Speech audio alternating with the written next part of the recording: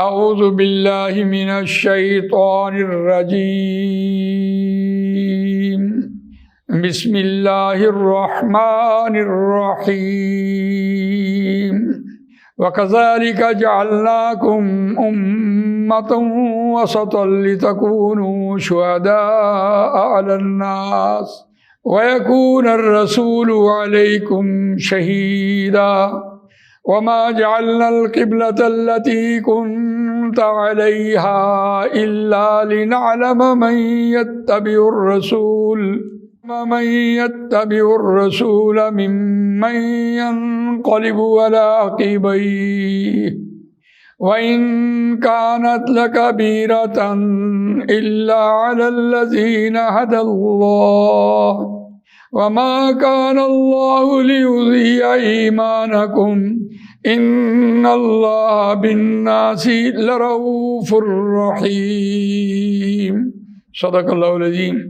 رب اشرح لي صدری ويسر لي أمري واحلل عقدة من لساني يفقهوا قولي اللهم أرنا الحق حقا وارزقنا اتباعه وأرنا الباطل باطلا وارزقنا اجتنابه آمین یا رب العالمین۔ دوستو اور بزرگوں، سورہ بقرہ آیت نمبر 143 آپ کے سامنے تلاوت کی ہے، اور یہ دوسرے پارے کا پہلا رکوع اور سورہ بقرہ کا یہ 17واں رکوع زیر مطالعہ ہے۔ اس رکوع میں خاص طور پر امت مسلمہ کو جس غرض سے بنایا وہ ہے فرض منصبی۔ یاد رکھیے، فرض ساقط نہیں ہوتا، فرض پوچھا جانا ہے، اور ہمیں الا ماشاء اللہ بالکل نہیں پتا کہ ہمیں کس لیے پیدا کیا۔ بہرحال اللہ تعالیٰ نے نبی اکرم صلی اللہ علیہ وسلم کے ذریعے امت مسلمہ بنائی، فرما بردار امت جس نے اللہ کی مرضی کو زمین پہ نافذ کیا۔ اللہ تعالیٰ نے اس پر مہر لگا دی، الیوم اکملت لکم دینکم واتممت علیکم نعمتی ورضیت لکم الاسلام دینا۔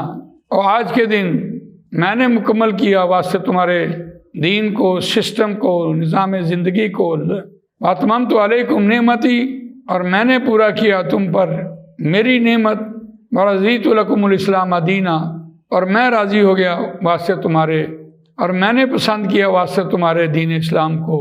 اور یہ اللہ تعالیٰ نے اس پر مہر ثبت کر دی۔ یقینی بات ہے جو نبی اکرم صلی اللہ علیہ وسلم کے اوپر قرآن مجید کا نزول ہوا، صحابہ نے ایک ایک آیت پر عمل کیا، اور وہ ترتیب نزولی تھی۔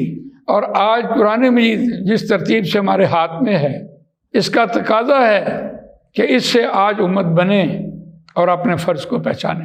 اس آیت کا روان ترجمہ سنیے، وَكَذَلِكَ جَعَلْنَاكُمْ، اور اسی طرح ہم نے بنایا تم کو درمیانی امت وسط بنایا، لِتَكُونُوا شُهَدَاءَ عَلَى النَّاسِ، کہ تم ہو جاؤ لوگوں پر گواہ، وَيَكُونَ الرَّسُولُ عَلَيْكُمْ شَهِيدًا، اور رسول اللہ صلی اللہ علیہ وسلم تم پر گواہ ہو جائیں۔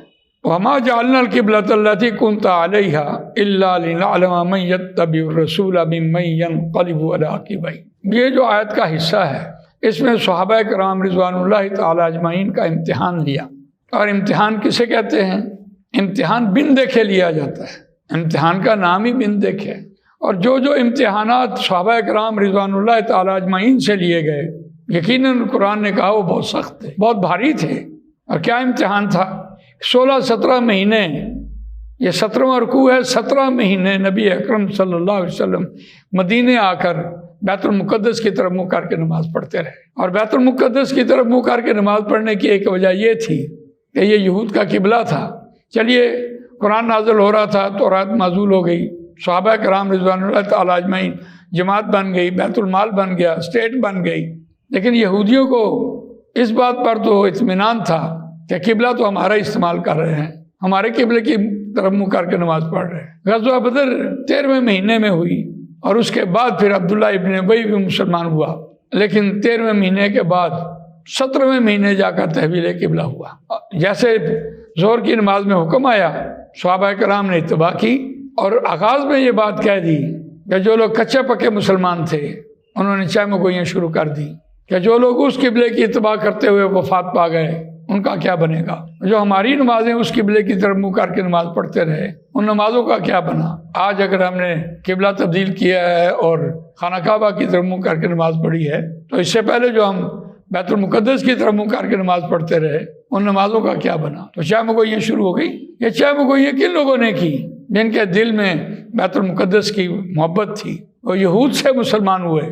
ظاہر بات ہے وہ لوگ جو نبی اکرم صلی اللہ علیہ وسلم کے ساتھ ہجرت کر کے مدینے آئے، انہوں نے تو ٹوٹل اطاعت کی نبی اکرم صلی اللہ علیہ وسلم۔ تو یہاں اس بات کی وضاحت ہوئی ہے، روان ترجمہ سنتے ہیں، وما جعلنا القبلۃ التی کنت علیہا، اور نہیں ہم نے بنایا اس قبلے کو، التی وہ قبلہ، کنت علیہا جس پر آپ تھے، الا لنعلم من یتبع الرسول ممن ینقلب علی عقبیہ، مگر یہ کہ ہم ظاہر کریں کون اتباع کرتا ہے رسول اللہ صلی اللہ علیہ وسلم کی اور کون اپنے ایڑیوں کے بل واپس پھر جاتا ہے۔ اب کتنا بڑا امتحان تھا یہ۔ یقینی بات ہے جو نبی اکرم صلی اللہ علیہ وسلم کے ساتھ ہجرت کر کے آئے صحابہ کرام، ان کے لیے تو کوئی مسئلہ ہی نہیں تھا۔ مسئلہ تو ان کے لیے تھا کہ جو اپنے قبلے کی طرف منہ کر کے نمازیں پڑھتے رہے اور مسلمان ہو گئے دیکھا دیکھی، انہوں نے چہ مگوئیاں شروع کی۔ تو یہ بات ظاہر کی گئی کہ کون اس میں چہ مگوئیاں کرتا ہے، کون اعتراضات پیش کرتا ہے اور کون اطاعت کرتا ہے، کون اتباع کرتا ہے۔ بہت بڑا امتحان تھا۔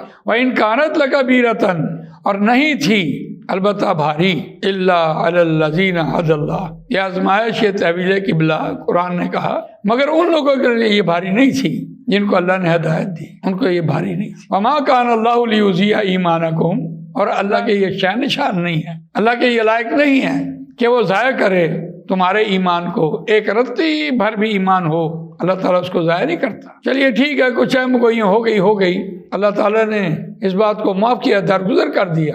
ٹھیک ہے، اعتراضات ذہن میں آ جاتے ہیں، سوالات پیدا ہو جاتے ہیں، سوال کا جواب لیا، مطمئن ہو گئے، پھر ایمان کے اس لیول پر آ گئے۔ اللہ تعالیٰ کہتا ہے نہیں ضائع کیا، اللہ ضائع کرنے والا نہیں ہے کہ وہ ضائع کرے تمہارے ایمان کو۔ ان اللہ بالناس لرؤوف الرحیم، بے شک اللہ سات لوگوں پر لرؤوف الرحیم، البتہ بخشنے والا مہربان ہے، شفیق ہے۔